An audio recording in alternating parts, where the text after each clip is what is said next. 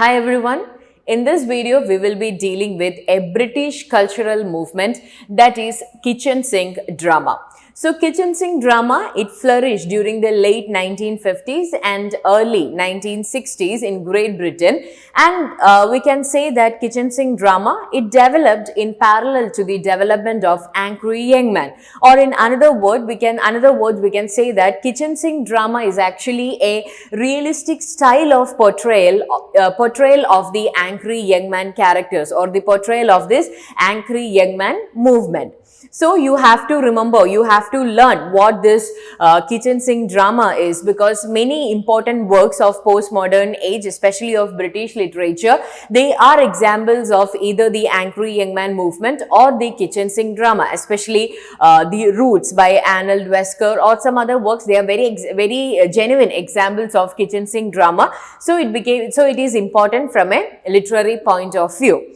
So kitchen sink drama, it is a British cultural movement. It is also known as kitchen sink realism. So we know that realism was actually a movement, a literary movement that became prominent during the Victorian age. And when the modern age came, people started to move away from realism or naturalism, because they don't want to portray the gruesome images or of the World War or of the modern age. So they chose much more what can we say? They chose the methods of escapism, they turned into experimentation, they turned into avant-garde in order to wrap up the reality into a much more genuine or into a much more euphemistic words. But again, when postmodern age came, as it is said, they started to celebrate the way in which their life is. So they wanted to show the reality of the world rather than covering them in literariness or covering them in any sort of artistic expression. So they want, or aesthetic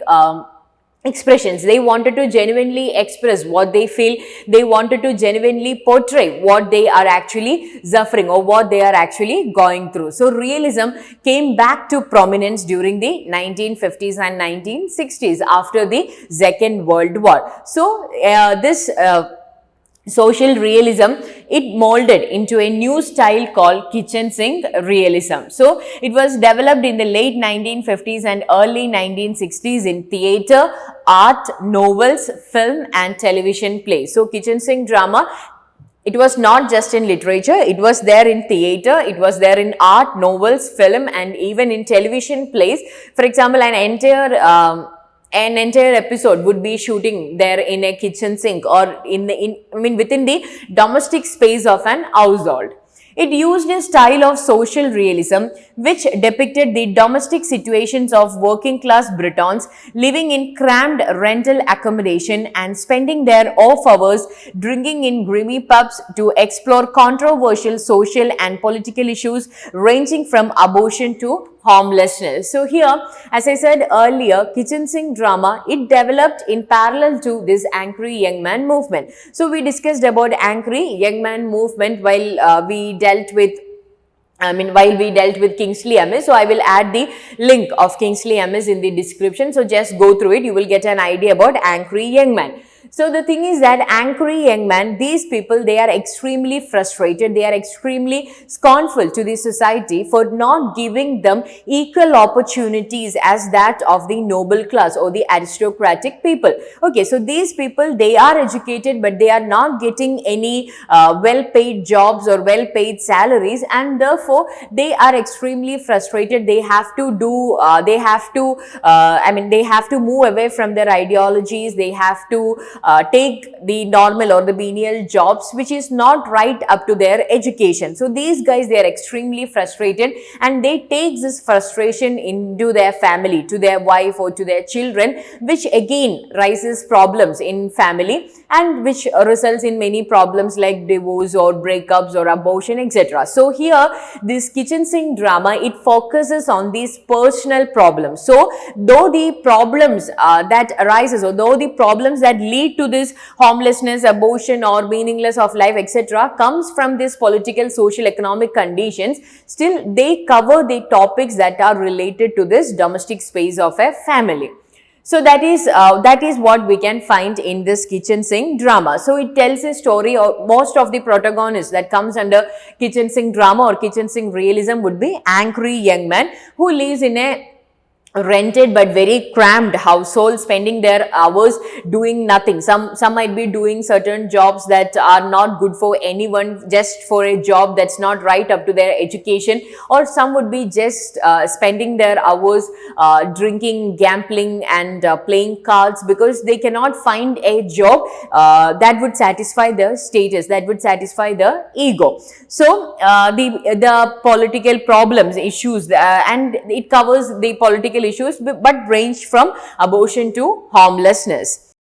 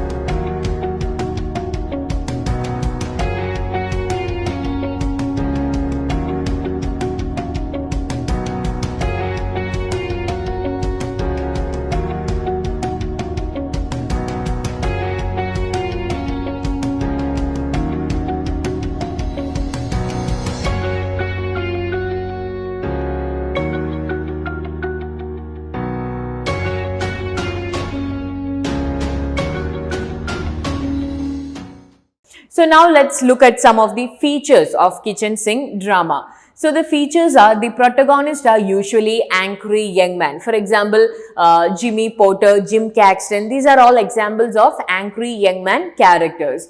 It depicts the daily struggles of ordinary working class people. Okay, it tells us stories, or it tells us struggles of ordinary working class people who are extremely frustrated because they could not get a job on the basis of their salary, so they have to satisfy themselves with a very lower job, or they for example, if the character like Jimmy Potter, he's not ready to do any job, because he is waiting for a job that would satisfy his ego, or that would satisfy his education. And it addresses the social issues such as poor living condition, lack of employment, poverty, and turbulent relation. For example, if you look at the female characters in Look Back in Anger, you can find that these characters, they have got no jobs. They do very menial jobs like ironing for their husbands, or doing household chores, washing dishes. So they just fill their lives with what comes inside them, and they have got no social life, they have got no friends outside their family, and that actually makes them also frustrated.